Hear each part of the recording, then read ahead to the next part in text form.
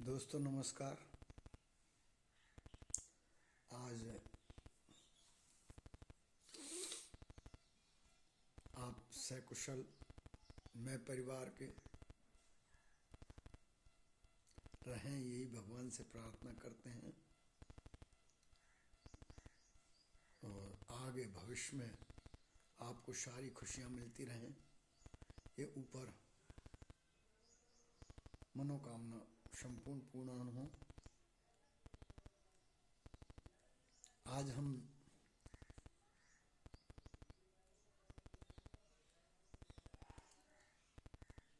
सतयुग और त्रेता युग बीतने के बाद जब द्वापर युग आया तो द्वापर युग की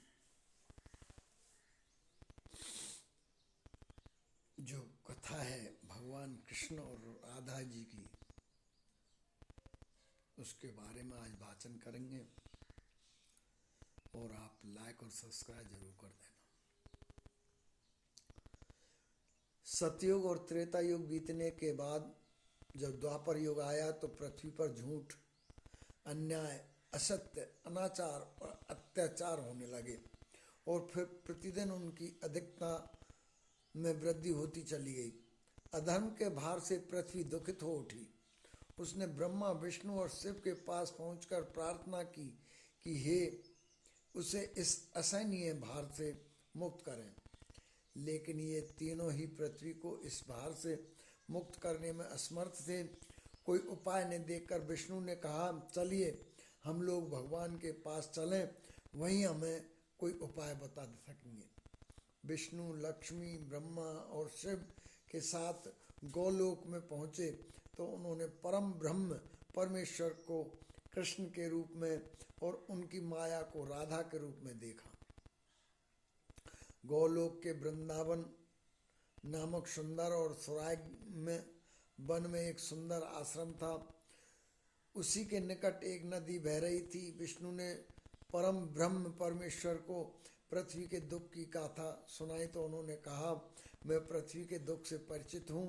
पृथ्वी को भार मुक्त करने के लिए शीघ्र ही मैं ब्रज में कृष्ण के रूप में अवतार लेने वाला हूँ। मैं वासुदेव की पत्नी देवकी के गर्भ से जन्म लूँगा और क्योंकि मैं अपनी माया से और मेरी माया मुझसे पृथक नहीं रह सकती, इसलिए मेरी माया राधा के रूप में बरसाने में वृषभान गोप के घर में जन्म लेगी और उसके बाद मैं पृथ्वी को इस भार से मुक्ति दिलाने का प्रयास करूँगा। क्योंकि एक एक पापी का वध करना कठिन है, इसलिए मैं ऐसा उपाय करूँगा कि संसार के समस्त पापी स्वयं ही लड़ भिड़ कर पृथ्वी को भारहीन बना दें। आप लोग निश्चित होकर अपने अपने को पधारिए और मेरे आदेशों की प्रतीक्षा कीजिए। विष्णु आदि देवताओं ने परमेश्वर को प्रणाम किया और अपने अपने लोक में आकर परमपिता के आदेश की प्रतीक्षा करने लगे। कुछ समय बाद ही अत्याचारी और अनाचारी मथुरा नरेश कंस के कारागार में बंदी वासुदेव की पत्नी देवकी ने एक बालक को जन्म दिया। बालक के रूप में जन्म लेने वाले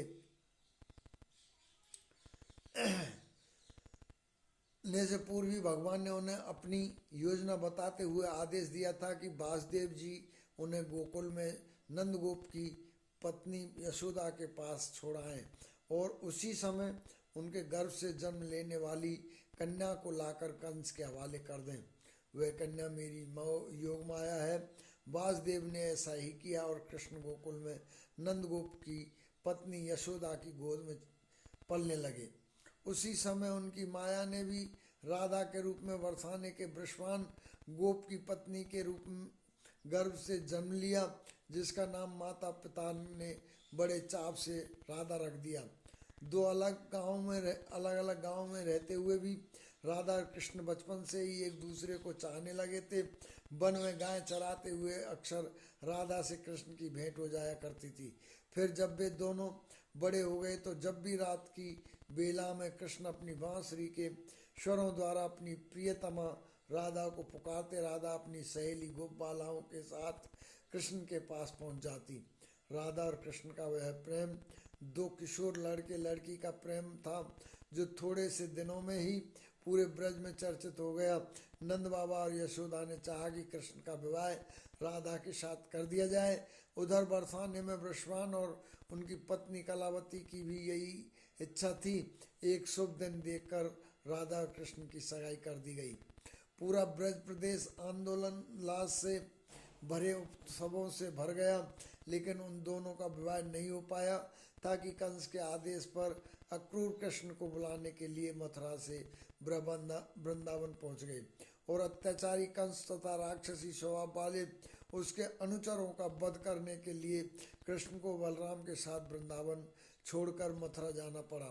और मथुरा में कंस आदि का वध करने के बाद मथुरा राज्य की सुरक्षा के उत्तरदायित्व के ने कृष्ण को इतना उलझा दिया कि वह चाहकर भी वृंदावन नहीं आ पा सके।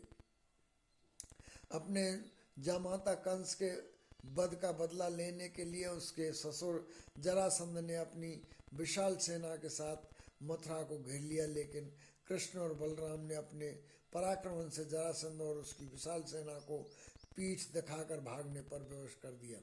लेकिन जरासंध पराजित होकर भी शांत नहीं बैठा। उसके कई बार मथुरा पर आक्रमण किए। मथुरा एक छोटा सा राज्य था और मथुरा नगर को सुरक्षित स्थान पर नहीं बसाया गया था।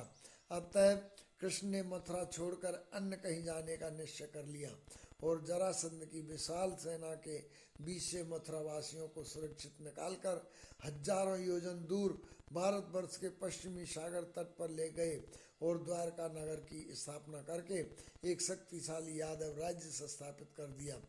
अक्रूर के साथ मथुरा छोड़कर आने के बाद कृष्ण और राधा का मिलन फिर कभी नहीं हुआ, लेकिन वे आजीवन एक दूसरे को भूल नहीं पाए। वैभव संपन्न द्वारका में अनेक सुंदर पत्नियों का प्यार पाकर भी वे राधा के प्यार को भूल नहीं पाए और संसार आज भी राधा कृष्ण के प्रेम को एक आदर्श प्रेम के महान तथा अमर प्रतीक के रूप में याद करता है। उनकी मूर्तियां भारत के मंदिरों में ही नहीं, विदेशों में भी अनेक मंदिरों में प्रतिष्ठित हैं और लोग बड़े भक्ति भाव से उनकी पूजा आराधना करते हैं। इसी के साथ राधा कृष्ण का जन्मोत्सव की कथा समापन होती है। बोलो कृष्ण भगवान की जय। आप लाइक और सब्सक्राइब जरूर कर देना महाराज।